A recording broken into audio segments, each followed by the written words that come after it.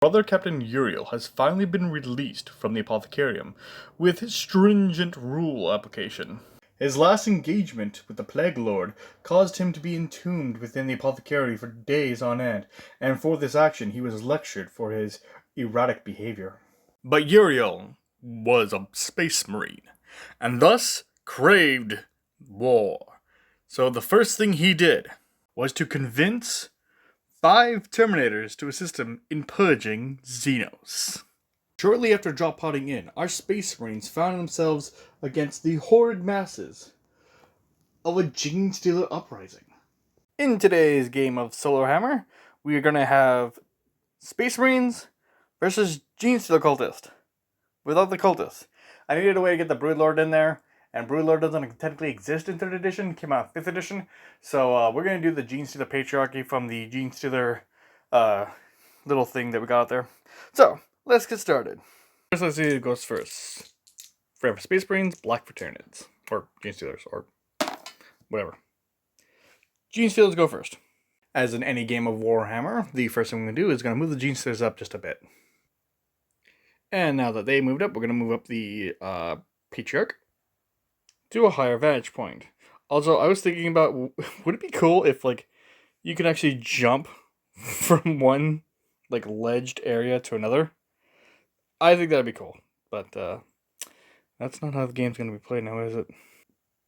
Now, the Gene Stealers don't really have a shooting, but they have a psychic, but it's only 6 inches, and we're not close to anything within 6 inches, so we're just going to move immediately into the assault phase. Sadly, for our Terminator teams, they don't have Overwatch, and that's a lot of Rending Claws. Yeah, that's a lot of Rending Claws. Now I gotta roll dice. So it is weapon skill 6 against weapon skill 4. 7 of them are in contact, so it's going to be 2. They have 2 attacks, each +1 from the charge.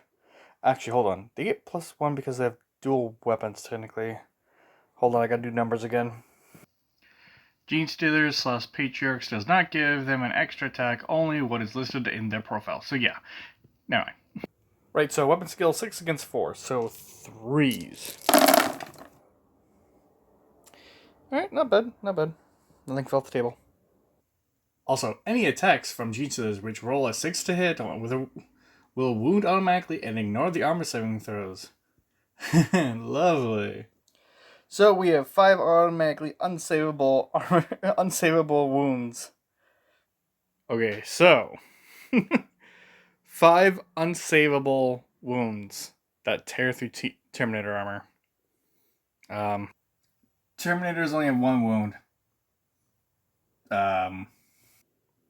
Sadly, all the Terminators were swiftly decimated by the Gene Stealers. After watching the Gene Stealers turn the corner on Brother Uriel, he couldn't help but think back to what the apothecary said about practical situations, and how he really shouldn't be doing what he was doing. Although by that point, it was too late. Thus, Brother Captain Uriel, who heroically took a few shots into the Gene Stealers before he was completely engorged and rending claws and vicious teeth, was torn apart limb by limb. That was gotta be the quickest freaking game of Solar Hammer I've ever played. Today, children, we learned never let the Gene Stealers get first turn. Never let them charge on first turn, and don't play on a tiny board with Gene Stealer Colts, because clearly, it didn't end well. In any case, thank you for watching. Like and subscribe. Do the whole YouTube pleasantries, and I will see you guys in the next one. Bye. Brother Captain Uriel was finally motherfucker.